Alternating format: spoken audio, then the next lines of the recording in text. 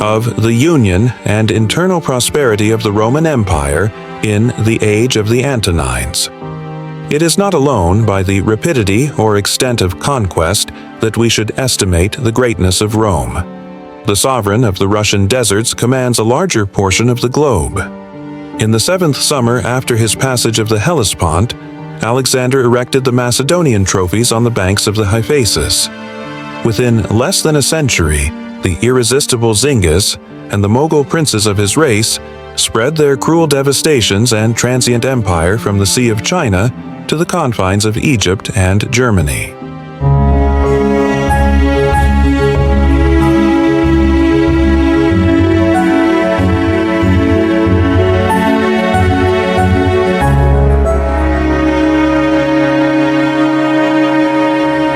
The edifice of Roman power was raised and preserved by the wisdom of ages. The radiant provinces of Trajan and the Antonines were united by laws and adorned by arts.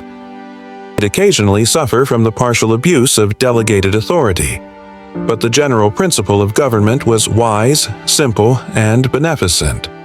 Enjoyed the religion of their ancestors, whilst in civil honors and advantages they were exalted by just degrees to an equality with their conquerors.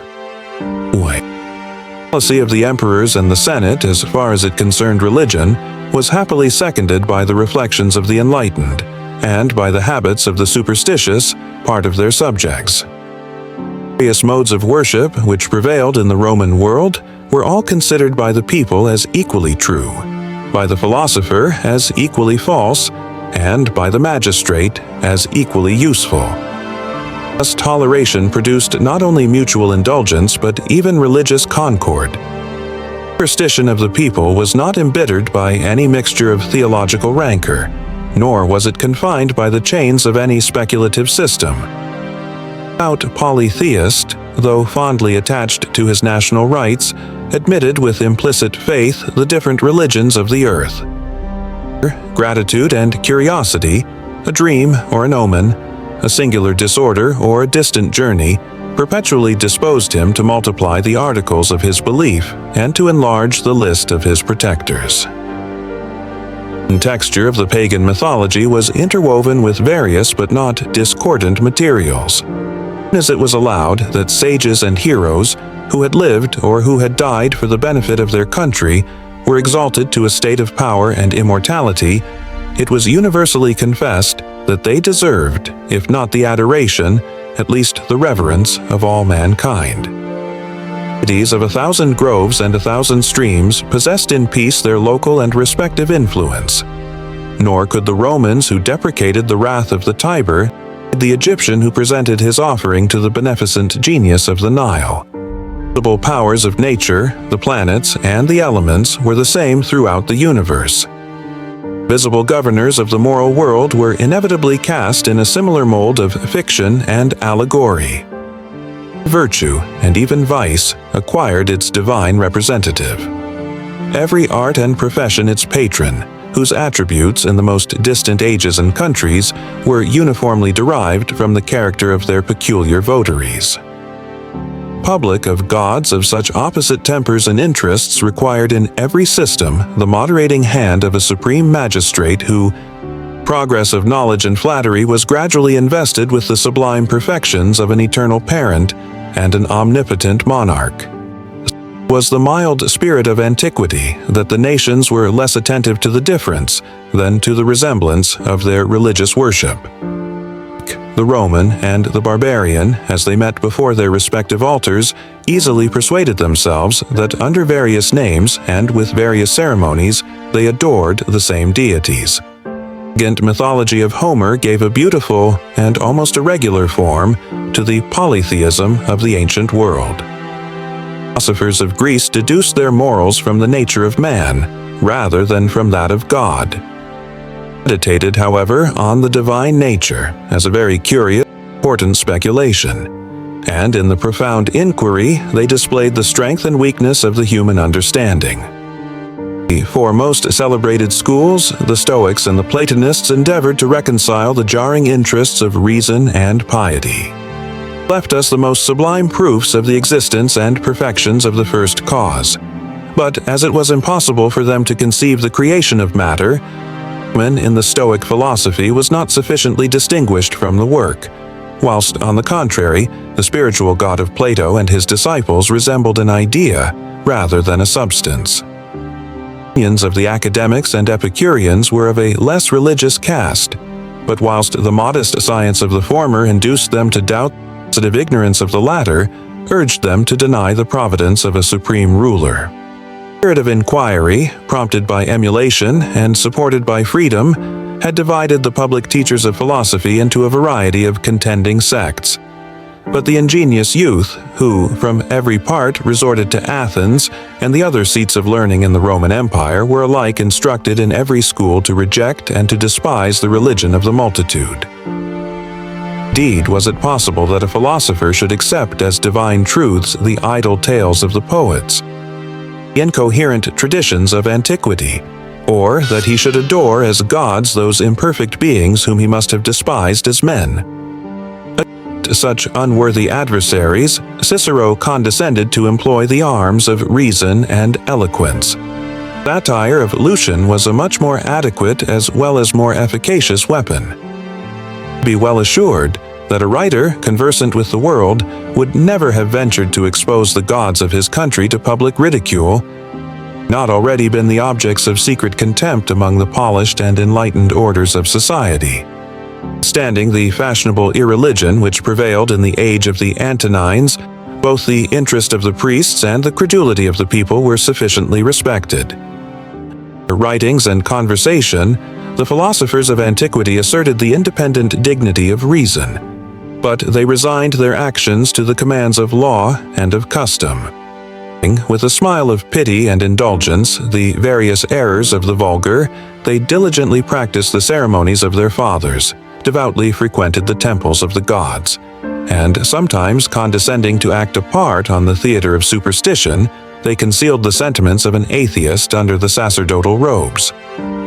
Of such a temper were scarcely inclined to wrangle about their respective modes of faith or of worship. It was indifferent to them what shape the folly of the multitude might choose to assume, and they approached with the same inward contempt, same external reverence the altars of the Libyan, the Olympian, or the Capitol in Jupiter.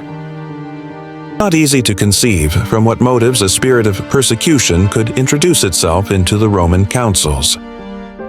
Magistrates could not be actuated by a blind, though honest bigotry, since the magistrates were themselves philosophers, and the schools of Athens had given laws to the Senate. Not be impelled by ambition or avarice, as the temporal and ecclesiastical powers were united in the same hands. Pontiffs were chosen among the most illustrious of the senators, and the office of supreme pontiff was constantly exercised by the emperors themselves, who and valued the advantages of religion, as it is connected with civil government, encouraged the public festivals which humanize the manners of the people, managed the arts of divination as a convenient instrument of policy, and they respected, as the firmest bond of society, the useful persuasion, that either in this or in a future life, the crime of perjury is most assuredly punished by the avenging gods. Whilst they acknowledged the general advantages of religion, they were convinced that the various modes of worship contributed alike to the same salutary purposes. That in every country, the form of superstition, which had received the sanction of time and experience, was the best adapted to the climate and to its inhabitants. This and taste very frequently despoiled the vanquished nations of the elegant statues of their gods and the rich ornaments of their temples. But in the exercise of the religion which they derived from their ancestors, they uniformly experienced the indulgence and even protection of the Roman conquerors. The province of Gaul seems, and indeed only seems, an exception to this universal toleration. The specious pretext of abolishing human sacrifices, the emperors Tiberius and Claudius suppressed the dangerous power of the Druids. Priests themselves, their gods and their altars, subsisted in peaceful obscurity till the final destruction of paganism. The capital of a great monarchy was incessantly filled with subjects, strangers from every part of the world, who all introduced and enjoyed the favorite superstitions of their native country. The city in the empire was justified in maintaining the purity of its ancient ceremonies. The Roman Senate, using the common privilege, sometimes interposed to check this inundation of foreign rites. Egyptian superstition, of all the most contemptible and abject, was frequently prohibited, the temples of Serapis and Isis demolished, and their worshippers banished from Rome and Italy. The zeal of fanaticism prevailed over the cold and feeble efforts of policy. Exiles returned, the proselytes multiplied, the temples were restored with increasing splendor, and Isis and Serapis at length assumed their place among the Roman deities. Was this indulgence a departure from the old maxims of government?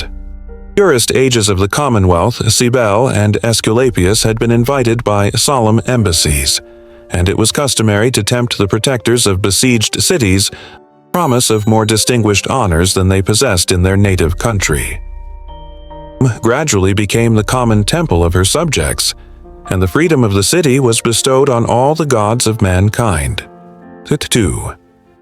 A policy of preserving, without any foreign mixture, the pure blood of the ancient citizens had checked the fortune and hastened the ruin of Athens and Sparta. The aspiring genius of Rome sacrificed vanity to ambition, and deemed it more prudent as well as honorable to adopt virtue and merit for her own, wheresoever they were found, among slaves or strangers, enemies or barbarians. The most flourishing era of the Athenian Commonwealth, the number of citizens gradually decreased from about 30 to 21,000.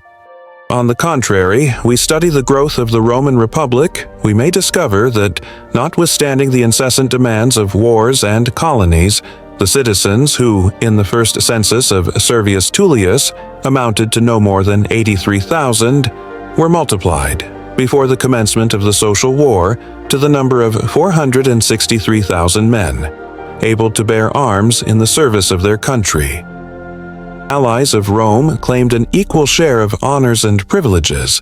The Senate indeed preferred the chance of arms to an ignominious concession. The Samnites and the Lucanians paid the severe penalty of their rashness, but the rest of the Italian states, successively returned to their duty, were admitted into the bosom of the Republic, and soon contributed to the ruin of public freedom. A democratical government, the citizens exercise the powers of sovereignty, and those powers will be first abused and afterwards lost if they are committed to an unwieldy multitude. When the popular assemblies had been suppressed by the administration of the emperors, the conquerors were distinguished from the vanquished nations. As the first and most honorable order of subjects, and their increase, however rapid, was no longer exposed to the same dangers. Wisest princes, who adopted the maxims of Augustus, guarded with the strictest care the dignity of the Roman name, diffused the freedom of the city with a prudent liberality.